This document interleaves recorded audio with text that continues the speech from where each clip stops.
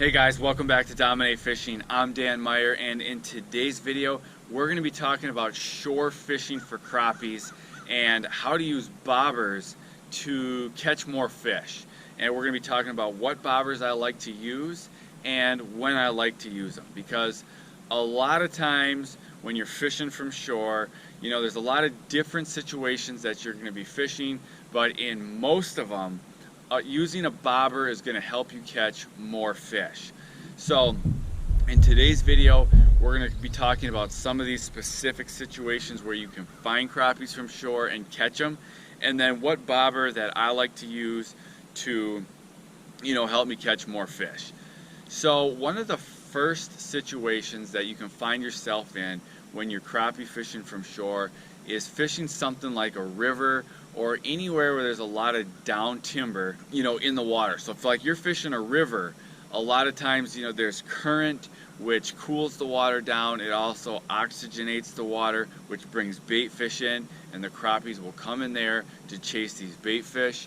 And where the crappies are going to sit, they don't like to sit in the, in the fast moving water.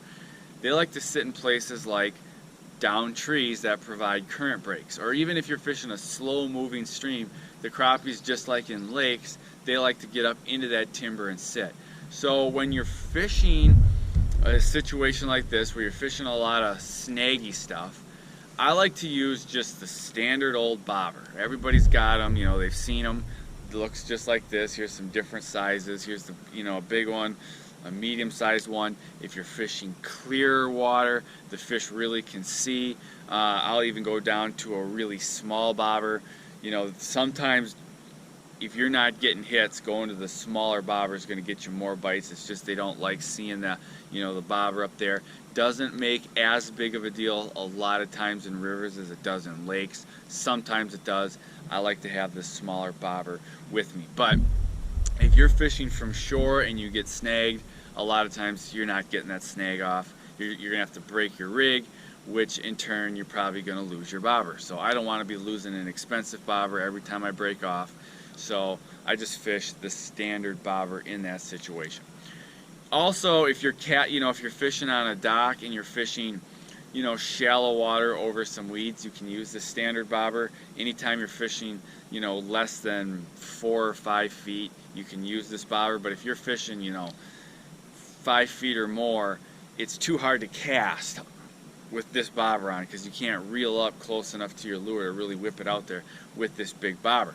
So if you're fishing a situation like a dam or a rip-rap break wall or a spillway or someplace where there's a hole, it drops off quickly from shore, and you're fishing 12 feet, 20 feet, maybe the crappies are suspended. I mean, last summer, and it'll be soon, I just haven't been there yet, I fished a spot where it's 20 feet deep and the crappies, they suspend like 10 feet down, and I can fish this spot from shore. Well, I can't hook one of these standard bobbers on there 10 feet down and get a good cast. So in a situation like that, I'm going to use a slip bobber. And here's just a standard, here's a little standard slip bobber pack. Here's what here's what a standard slip bobber looks like. If you don't know how to rig a slip bobber, or what they're used for, I did a video on how to rig a slip bobber. I'll link that right up here in the corner of the screen. But basically, a slip bobber you use when the water's deeper than probably about 5 feet, because what it does is your bobber will slide up and down on your line. You put a bobber stop at the depth where you want to fish. So say you're fishing, the crappies are 10 feet down and 20 feet, and you want to fish at 9 feet. You would put a bobber stop at 9 feet, and then your bobber will slide up and down your line, but it'll get stuck at 9 feet. So you can, when you want to cast, you reel all the way up. You can get your bobber right down by your lure so you can get a long cast, and then when it gets out there, the bobber will slide up to that 9 foot. So when you're fishing anywhere where you need to make a cast out into deeper water, the slip bobber really comes into play in those situations, because anytime you're fishing from shore, you're going to get a good variance of depth, and if you want to fish a specific depth, you need to, to use a bobber. It's really going to help you out in a lot of situations. So when you're fishing deep, that's when you go with the slip bobber. Now, there's going to be times when you're fishing from shore. You could be fishing, say you're fishing a dam, and the gates next to you are open, the far gates are open, the middle gates are the ones that are closed, and that's where the slack water is. That's where the crappies are going to be. But let's say it's a long ways out there. You need to make a really far cast. Slip bobbers, they're light. You can cast them, but not super far. The standard regular bobber, they can be light. If you have a big one, they can be a little heavier, but you still can't cast them that far. And even if you could, say you make a 30-yard cast, you can't just see if there's any ripple on the water. It's going to be really hard to see this bobber go under. In that type of situation, I like to pull out the secret weapon. That's this rocket bobber. This is what it looks like. This is what the pack looks like. This sucker you can cast 30 to 40 yards. So anytime you need to make a really far cast, say you're fishing on a dock, and 30 yards down the shoreline there's some downed trees or some wood, and that's where the fish are sitting, and you need to rifle a cast over there, you're going to pull out that rocket bobber. Maybe there's some weeds, but they're out of ways. Whip out that rocket bobber. Fishing at a dam, like I said, the gates are out there. Anytime you need to make, or maybe you're fishing on a dam and they've got it buoyed off, and to get to where you can't walk to where you want to cast, so to get there you got to make a really far.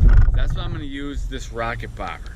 So you can fish a rocket bobber, you can clip it on like a standard bobber, just like that, or if you're fishing deep, there's a hole right there, you can fish it as a slip bobber. And the way this works, you whip it out to the spot and it's going to sit on the water horizontally like this. When you get a bite, it tips up and gets vertical. Easy to see colors, and it's easier to know if you have a bite at that range. When it goes vertical, you set the hook.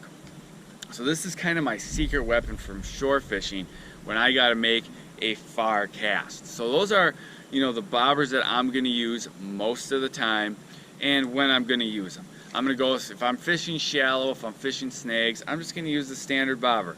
If it's a little bit deeper, I'm going to use a slip bobber. If it's not snaggy, if it's weedy and you're still fishing shallow, you could use a slip bobber. But, normally I'll just go with a standard bobber. And if I'm fishing anywhere where I need to make a far cast, I'm going to use the rocket bobber.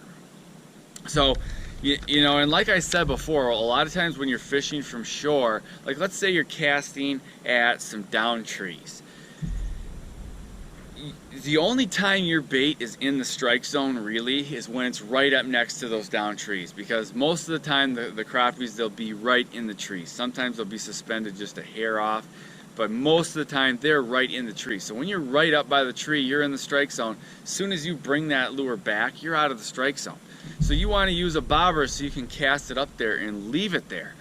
If you were in a boat, you could pull right up next to the tree and jig it, but from shore, you can't. So you cast towards that tree. As soon as you start reeling back, you're out of the strike zone. But with a bobber, you can cast it right up there and leave it there. Same with, say you're fishing a deep hole at a dam. When you first cast out and let it sink down, you get into the strike zone. You start reeling it back, you're in the strike zone for a little bit, but as you reel back, your bait starts coming up pretty quick, you're out of the strike zone. Also, if you're fishing like a deep hole, and the crappies, they're 10 feet down, they're 12 feet down, whatever, if you're casting and retrieving, you don't know when your lure's in the strike zone, but if you use a bobber, you can you can set your depth, make sure you're in the strike zone. So a lot of times, you're going to catch more fish using bobbers than if you won't. One more little tip is, if you're fishing from shore and you need to make a longer cast, one thing to keep in mind is a lot of times with braid line you can cast further than with mono. So if you fish from shore a lot and distance is important, try using some braided line over mono for that extra distance. Now, if you get into a situation where fish are seeing your line, Doesn't happen that often, but let's just say you're fishing really clear water, they're seeing the braid. You could tie on a fluorocarbon leader, you know, a couple feet long, so they can't see your line. That gives you some invisibility, but you can still make those really far casts. So if distance is important, definitely go for these rocket bobbers, but also rocket bobber paired with some braided line, even better distance. Hope the video helped you, and I'll see you guys in the next video.